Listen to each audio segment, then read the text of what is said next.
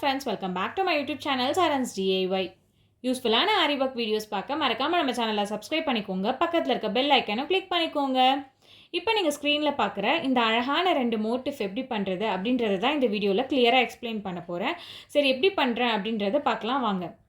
First வந்து நான் 4x4 சைஸில் பாக்ஸ் ஷேப் கிளிப் ஸ்டோன் எடுத்திருக்கேன். அதை க்ளூ அப்ளை பண்ணி நல்லா ஒட்டிட்டேன். இது நல்லா ட்ரை ஆனதுக்கப்புறம் நம்ம ஒர்க்கை ஸ்டார்ட் பண்ணலாம்.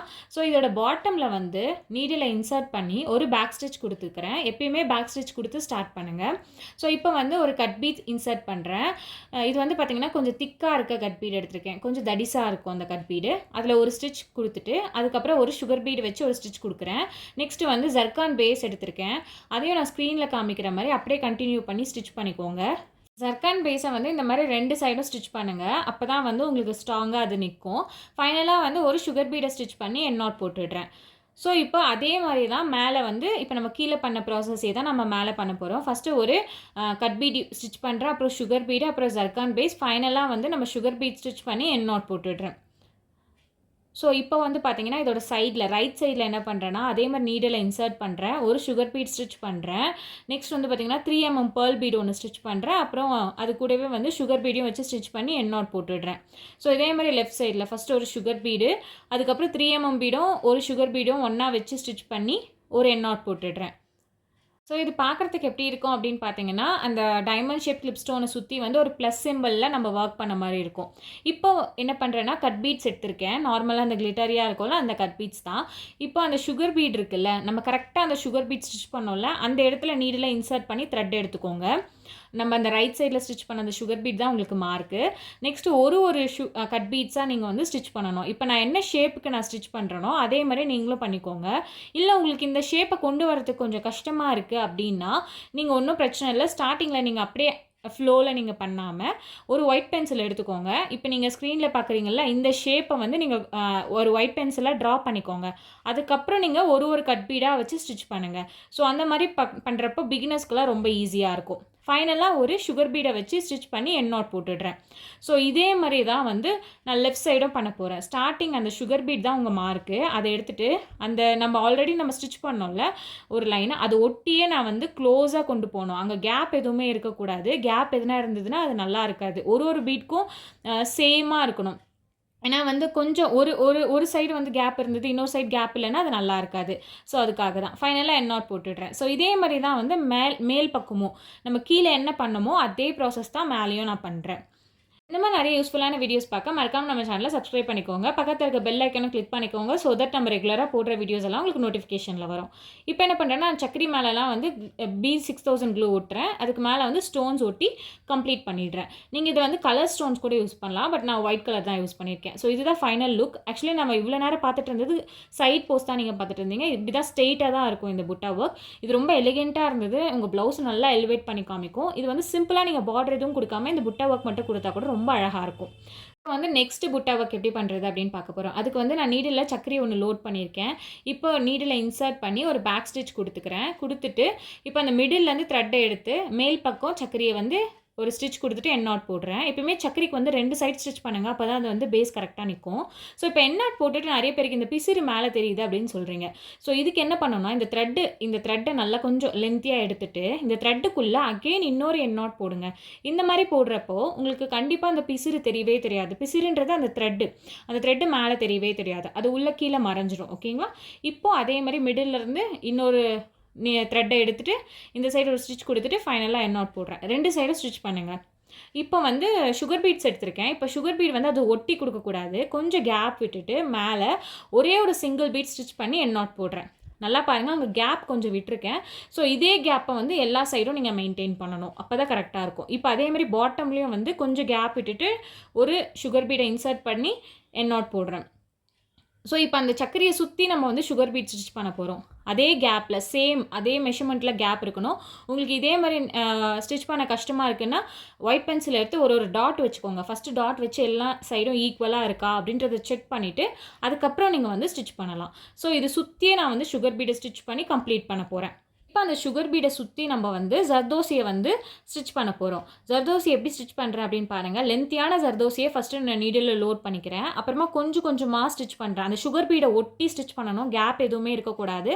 அந்த சுகர் பீடும் அந்த சர்க்கரைக்கும் நடுவில் நம்ம கேப் விட்டோம்ல, அது எல்லாமே இப்போ நம்ம ஃபில் பண்ண போகிறோம். ஓகேங்களா? இப்போ நான் அந்த ஜர்தோசி எப்படி ஸ்டிச் பண்ணுறேன் அப்படின்றத நீங்கள் கேர்ஃபுல்லாக பாருங்கள். குட்டி குட்டி ஸ்டிச்சஸாக நான் கொடுக்குறேன். உள்ள லென்த்தியாக பெரிய பெரிய ஸ்டிச்சஸ் எப்பயுமே ஜர்தோசியில் கொடுக்கக்கூடாது. அப்படி கொடுத்தீங்கன்னா அந்த ஜர்தோசி மேலே தூக்கிக்கும். ஓகேங்களா? இந்த மாதிரி குட்டி குட்டியாக ஸ்டிச்சஸ் கொடுங்க. அப்படியே நான் கண்டினியூ பண்ணி நெக்ஸ்ட்டு சுகர் பீடுக்கு கொண்டு வந்துட்டேன் பாருங்கள். ஒவ்வொன்றுத்துக்கும் என் நாட் போட்டுட்டு இன்னொரு சுகர் பீடுக்கு வரணும்லாம் கிடையாது. அப்படியே நீங்கள் கண்டினியூ பண்ணி கொண்டு வரணும். அகெயின் வந்து உங்களுக்கு ஜர்தோசி காலி ஆயிடுச்சுன்னா லோட் பண்ணிக்கோங்க. எப்பயுமே ஜர்தோசியை யூஸ் பண்ணுறப்போ கொஞ்சம் கேர்ஃபுல்லாக பண்ணணும். என்னென்னா கீழே இருக்கிற த்ரெட்டை வந்து டைட்டாக இழுக்கவே கூடாது, டைட்டாக ஹேண்டில் பண்ணவே கூடாது. லைட்டாக கொஞ்சம் எப்படி சொல்கிறது, கொஞ்சம் பொறுமையாக ஹேண்டில் பண்ணணும். ஓகேங்களா? நெக்ஸ்ட் அதே மாதிரி எப்பயுமே நீடில் வந்து 90 டிகிரியில் வச்சு தான் நம்ம ஒர்க் பண்ணுவோம். பட் ஆனால் ஜர்தோசியை வச்சு ஒர்க் பண்ணுறப்போ மட்டும் கொஞ்சம் ஸ்லாண்டிங்காக, ரொம்ப ஸ்லாண்டிங் பண்ணக்கூடாது, லைட்டாக ஸ்லாண்டிங்காக கொண்டு வந்து பொறுமையாக அந்த த்ரெட்டை வந்து ஸ்டிச் பண்ணிவிட்டு எடுக்கணும். இல்லைனா வந்து ஜர்தோசியில் மாட்டிக்கும். நீடில் மாட்டிக்கிச்சுன்னா அந்த எப்படி சொல்கிறது, அந்த ஜர்தோசியை வந்து நம்ம ஃபஸ்ட்லேருந்து ரிமூவ் பண்ணிட்டு தான் நம்ம வந்து ஒர்க்கை கண்டினியூ பண்ணுற மாதிரி இருக்கும். ஸோ அதனால் ஜர்தோசியை யூஸ் பண்ணுறப்போ கொஞ்சம் கேர்ஃபுல்லாக பண்ணுங்கள். பொறுமை கண்டிப்பாக ரொம்ப தேவைப்படும் உங்களுக்கு. த்ரெட்டையும் நீங்கள் அந்த நீடலையும் கேர்ஃபுல்லாக ஹேண்டில் பண்ணிங்கன்னா உங்களுக்கு கரெக்டாக வரும். இப்போ இது ஃபுல்லாகவே நான் வந்து கம்ப்ளீட் பண்ணிட்டேன் பாருங்கள். ஸோ கம்ப்ளீட் பண்ணிவிட்டு எங்கே ஸ்டார்ட் பண்ணமோ அங்கே வரைக்கும் கொண்டு போயிட்டு ஸ்டிச் பண்ணிவிட்டு ஒரு குட்டி ஸ்டிச் கொடுத்துட்டு என் நாட் போட்டுடணும். நான் நீடில் எடுத்திருக்கேன். இதோட நம்பர் வந்து பார்த்தீங்கன்னா 10 நார்மல் நீடில் தான். இதில் சீவிங் த்ரெட் லோட் பண்ணி வச்சுருக்கேன்.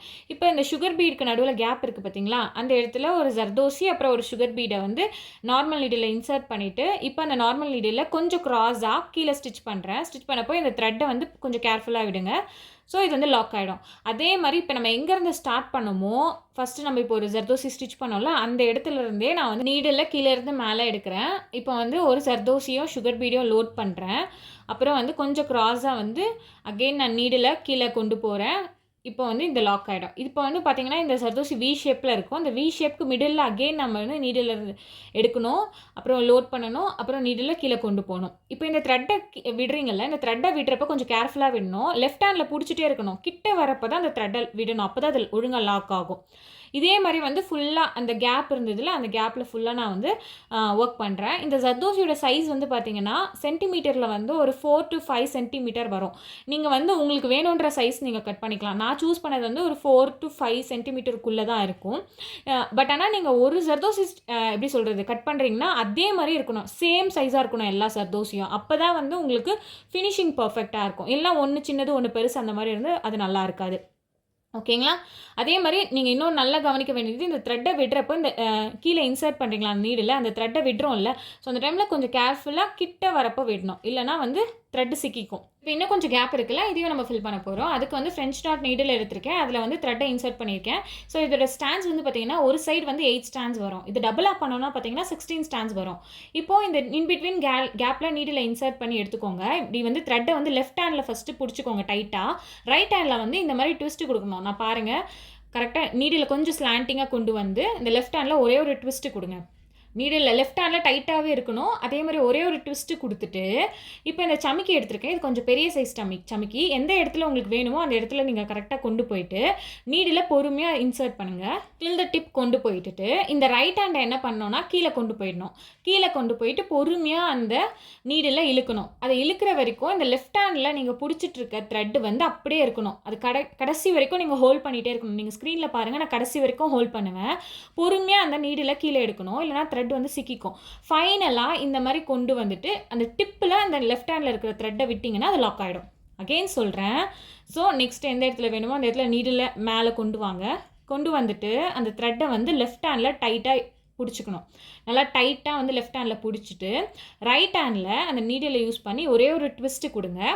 கொடுத்துட்டு எந்த இடத்துல உங்களுக்கு ஃப்ரெஞ்ச் நாட் வேணுமோ அந்த சமிக்கியோடு சேர்த்து நான் வந்து அந்த சமிக்கி கரெக்டாக அந்த இடத்துக்கு கொண்டு போயிடுங்க. உங்களுக்கு சமிக்கி வேணான்னா நீங்கள் விட்டுடலாம். நார்மலாக கூட நீங்கள் ஃப்ரெஞ்ச் நாட் போடலாம். இன்னும் சமிக்கி வச்சுனா இன்னும் கொஞ்சம் ஹைலைட்டாக காமிக்கும்.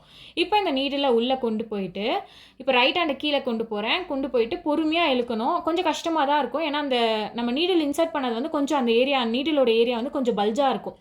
அதனால் கொஞ்சம் கீழே நல்லா இழுத்துட்டு கடைசியாக அந்த டிப்பு வரைக்கும் நீங்கள் அந்த லெஃப்ட் ஹேண்டில் த்ரெட்டை பிடிச்சிக்கணும். இந்த த்ரெட்டை விட்டுட்டிங்கன்னா த்ரெட்டு சிக்கிடும்.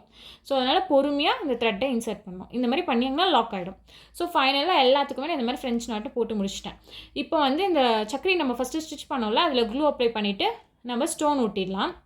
ஒட்டிட்டோன்னா ஃபைனலாக கம்ப்ளீட் ஆகிடும். இந்த புட்டா ஒர்க் பற்றி சொல்லணும் அப்படின்னு பார்த்தீங்கன்னா, இது ஃபுல்லாகவே ஜர்தோசி யூஸ் பண்ணியிருப்போம், த்ரெட்டு கான்ட்ராஸ்ட்டாக த்ரெட் யூஸ் பண்ணியிருப்போம், சம்கி யூஸ் பண்ணியிருப்போம். ஸோ எல்லாமே ட்ரெண்டிங்காக ஏற்ற மாதிரி நம்ம இந்த புட்டா ஒர்க் பண்ணியிருப்போம். எனக்கு இது பர்சனலாக ரொம்ப பிடிச்சிருந்தது.